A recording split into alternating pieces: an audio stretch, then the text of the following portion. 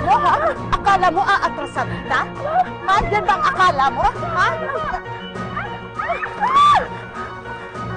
Ano? Hindi ka marunong lumangoy? Oh my gosh! Hindi ka marunong lumangoy! Buti nga sa'yo, malunod ka! Dado, kailangan ko lumabas. Samahan mo naman ako. Teka lang po, hindi po kayo pwede lumabas. Pag lumabas po kayo, mabubuking kayo at sigurado po ako ang diretso nyo sa presinto. Sisilipin ko lang po muna. Tapos magbibigyan ko po ng signal.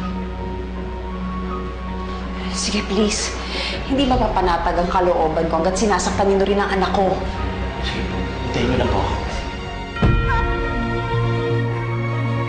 Tama, sandali lang! Hindi ka makakayano! Inay! Inay! Inay, bilisan mo!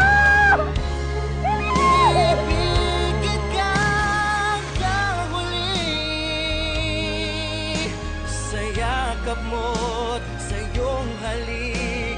Mulit babalik.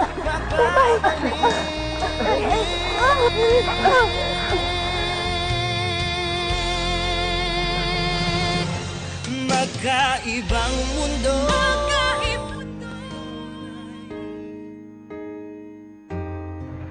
Pepay, hindi ko sinasadya.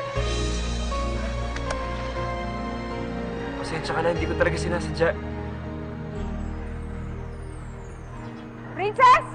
Princess! Princess! Mama! Ano nangyari? Tinulak ako ni Tita Narin. Pero, niligtas ako ni Inay.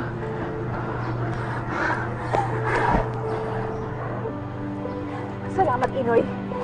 Niligtas mo ang anak ko. Po, kung wala po si Inoy, hindi ko na po talaga alam. Inoy, maraming salamat. Utang ko sa'yo ang buhay ko.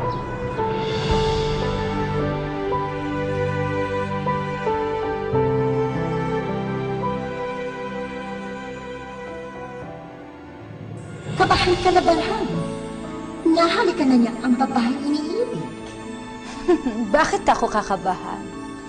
Wala naman ibig sabihin yung halik na yun.